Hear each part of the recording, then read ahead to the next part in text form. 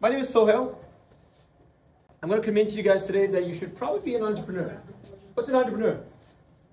Yeah. Someone that started their own business. Someone that started their own business or starts businesses, right? Somebody who actually just sees an opportunity and takes action. That's actually the definition of an entrepreneur. Somebody who sees an opportunity to make money and then takes action. So that way, if you say, hey, there's 1,000 people running by my high school every single day, I'm going to sell them Gatorade, you're an entrepreneur. You saw an opportunity, you took action, right? That's an entrepreneur. So I'm an entrepreneur. Does that mean I've never had a job in my life? Do you think I had a job in my life? Yeah. Yes. How many? 5. 5. At least 5 jobs. My first job, guess where it was? In the kitchen. Yes, Arby's. You know Arby's? Who goes to Arby's? Yeah? I wouldn't know. What's the best thing at Arby's? What's the best thing at Arby's? Beef and cheddar. Curly fries, man. Come on. Yeah. It's the best. They're the bomb. Like, nobody makes fries like those guys. Yeah, I should have. And I used to make those for $6.70 an hour. I remember. In grade 10. Is this a grade 10 class or grade 11? 10. Cool. Love it. 10's good because my first job was in grade 10. Anybody here working? How many people work? Oh, cool. Where do you work? I worked at the Americana. Americana, yeah. I worked at Outlet Mall. Timmy's. Timmy's. I work at Ruby Tuesday. Ruby Tuesday. I love the fact that you guys are working, man. I thought it was illegal to work when I was like in grade 10, but apparently it's not, and I guess it was good. I got my first job because I wanted to buy a computer and I didn't have enough money and my parents didn't want to really fund it. So I ended up buying a computer with the money I made at Arby's, and then I got my second job at Skyline Tower. You guys know Skyline Tower? Yes, that was fun. And my third job was at Best Buy. You guys know Best Buy? It was actually called Future Shop back then. And then I can just go on forever. But so being an entrepreneur does not mean you cannot have a job, right? In fact, most entrepreneurs start off working. This is how they, get frustrated in life saying, I'm sick of working for other people for $6.70 or $14 an hour, and then they go off and start their own businesses. It's one of the most common ways that, I think people start businesses. They just get frustrated with like the world of working. But I'll tell you this, if I didn't work, I would not have been a successful entrepreneur today. Absolutely not. The jobs that I had taught me so much and kind of gave me context on like a worker's life, if that makes sense, right? Because eventually if you're gonna be a boss, you kind of need to know what it feels like to be a worker, at least to be a good boss. Does that make sense? But forget entrepreneurship. I want to tell you something that's really important that I'm only starting to share now, because until now I used to just go around telling young people, start a business. Look, I started a business and it worked out really well, okay? But now I'm going to tell you something else. I'm going to tell you this. What you actually want is financial freedom, okay? Before you think about your career, before you become a therapist, or before you start an auto mechanic shop, and before you do whatever in IT, okay? You want to get financial freedom. What is financial freedom? Being able to spend your money without worrying about like anything, expenses. Yes. It's kind of like a feeling. Like for me, it's a feeling. It's that if I want to buy something, I don't have to think about, do I have enough money? It's a feeling. Like as long as that feeling. it's not like crave that feeling, because that's what financial freedom really is. Somebody who has $1 million in their bank versus somebody who has $100,000 in the bank, one can have the feeling and the other one cannot. You know what I mean? Like you can have more money in your bank, but not have the feeling of I can buy whatever I want. So that feeling is actually what you're after of financial freedom. But the feeling is tied to reality too, right? Like you can't have financial freedom feeling if you got no money in the bank. So, but what does financial freedom really mean? Like, give me another definition. Give me another jab at it. Like, if you have financial freedom, then what? Yeah. Like, you just spend. You don't need to worry about if you can pay for something. Cool. Do you need to worry about work or what? You do, but like not as much. Why do you have to worry about work? Because you still got to make sure that your business is able to run. Got it. Because the money that you're getting from your business is what's giving you financial freedom, Yeah. right? Okay. What else? You have no debt and you have everything you want. Okay. You have everything you want is financial freedom. But if I just get financial freedom today, I don't have everything I want. I'm about to go and buy it, right? But okay, I like what you said though. You have pretty much everything you want. Like you don't have to think twice about the things that you want, right? Cool. Anything else? Anybody want to add anything to financial freedom? Cool. Yeah. Yeah. He said you have no debt. This is a big one. I want to know what you think about this. Okay. I know some millionaires, and they have told me, one particular guy has told me that I should be borrowing money. Because I was taught that to get ahead, you want to not owe any money, like no debt. That's a good thing. That's what you should shoot for. He's like, no, that's not true. The richest people in the world owe a lot of money. they have a lot of debt because they realize that sometimes it can be smart to borrow money. If I can borrow money from someone else and I'm in debt, I owe them the money back, but I take that money and I go do something with it that earns me a greater return, a greater interest rate than I'm having to pay back the person I borrowed the money from, then it's a good move. Debt is not necessarily a bad thing.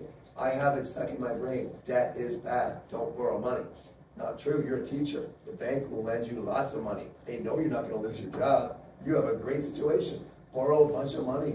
Go do something with it. And I'm like, no, too scared. I don't want to borrow. What do you think? I think that everybody has a different definition of financial freedom, and that's okay. Because look, I think we have parents here, and like, the one parent thinks that the family is well off, and the other parent thinks the family is not well off. Everybody have that situation in their house? I saw a few hands like going straight up. It happens all the time. My wife doesn't think we're well off, right? No matter how much more money I make, generally speaking, she doesn't think we're well off. And I've always thought we were well off. And I'm going to like tell you what I have today, and you can tell me if you think I'm well off or not, but that doesn't matter, because everybody has a different definition of being financial freedom. Does that make sense? If debt gives you immense stress, okay? It doesn't matter how much money you're making and what else you're doing and how little your expenses are. If debt is going to give you a lot of stress, you don't have financial freedom, right? How can you say you have financial freedom if you're stressed out about the debt that you have, the loan that you took? Even if it's a $2,000 loan. If it's stressing you out, because remember, financial freedom is a feeling, actually. There is a reality to it, which I'll tell you in a second, but it's actually a feeling. So I agree that you can absolutely take debt, and you might need to take debt, but don't do debt if that's not going to be your formula for financial freedom. Because look, for me, financial freedom doesn't mean that, hey, I want a Lamborghini tomorrow, I can go buy a Lamborghini. But it does mean I can buy whatever I want when I want it. And if I do want a Lamborghini, I just know exactly how to get to it, because it'll take me very little effort to get there. But financial freedom for me was actually this. I'm going to tell you this because before you think about what career you want to get into, what business you want to get into, what you want to do for the rest of your life, because you're not just going to want to do one thing for the rest of your life, I'll tell you that's a fact. You want financial freedom. Everybody should have financial freedom, and this is how you do it. You figure out all the bills in your life. I figured out all the bills that I have, okay? Rent, car payment, insurance, blah, blah, blah, blah, blah. Okay, so it's this much money. I figured out the minimum number of trips I want to take in a year based on just what I enjoy, right? So I want to take these many trips in a year. So my average cost of living is $100,000 a year, okay? Let's say it's $100,000, which is not that far. So I now know I have to go make $100,000. But if I just make $100,000 working, do I have financial freedom? No, why? You get all that money, but that's not the reason I don't have financial freedom. Because technically, yeah, everything's paid for, so I'm good. Why don't I have financial freedom if I'm working and I'm getting $100,000 to pay that? You're working to live. Yeah, that's what I was going to say. You have to give up your time. You have to go into work. You have to go into You don't work. have the freedom to say, I don't want to go in today. That's it. He's hit spot on. If you have to work for your bills of an average life that you are like, willing to accept, you don't have financial freedom. Does that make sense? Especially if you do a lot of work. Does that make sense? Financial freedom is, I don't have to work, and my rent is paid, my cars are paid, I can still buy more or less whatever I want, right? Maybe not go extravagant, but I figured based on my life and based on my family values and everything else that I, and how many kids I have or don't have, this is the amount of income I want automatically. How do you get automatic income? What's a source of define automatic income? What's automatic income? Sounds really good. Sounds good, but does anybody know somebody, do your parents have automatic income? Like a part of their income is automatic? It's like you get it when you sleep. Okay, yeah, but give me an example. But what's automatic income? Everybody will have something else as a definition of automatic income, so it's fine. What do you think automatic income would be? Well, like maternity leave is. Maternity leave is totally automatic income. What else? Yeah? Stocks, yeah. If you just have stocks and they're giving you dividends and returns without you doing anything, right? Because you're not really doing anything when you have stocks, right? You're just kind of investing in it, and it's kind of giving you some sort of automatic income. Good. What else? Like interest. Interest. If you loan somebody money, $10,000, and they're giving you $100 a month in return for borrowing that money, that's kind of automatic income, right? Does everybody have a rental property in their parents, or they rent out their basement or something? Yeah. My brother. Do they do a lot of work to rent that property out?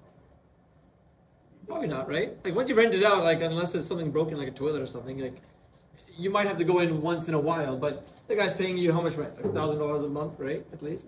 Yeah. Pretty sure they just sold it. They just sold it. So Cool.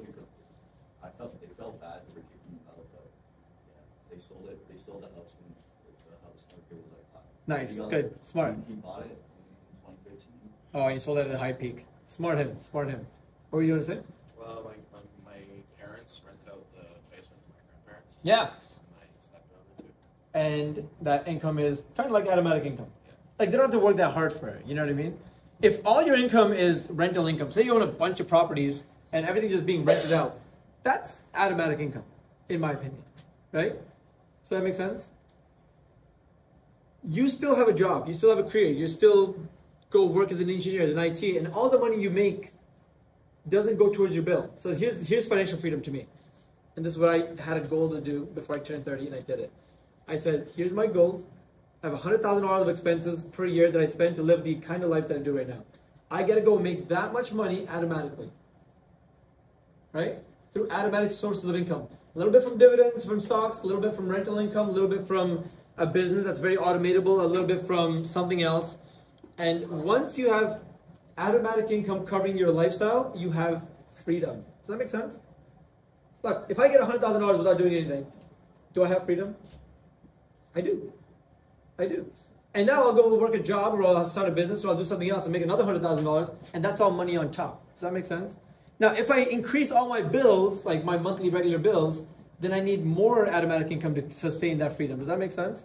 But I don't. I say, you know what? My automatic income is the only recurring bills that I'm going to have. So that way, like Mr. Hilker said, or anybody else said, if I want to do nothing for the next 3 months, right? If I just want to go and just like live in another country and not work, I'm fine. Everything's paid for. They're not going to come take my house away. Nothing's going to happen. You know what I mean? I just got to buy a one-way ticket and go live somewhere else. Back to the next 6 months off. If I want to spend the next year going back to school, I don't have to give up my car. I don't have to give up anything. Does that make sense? That's financial freedom.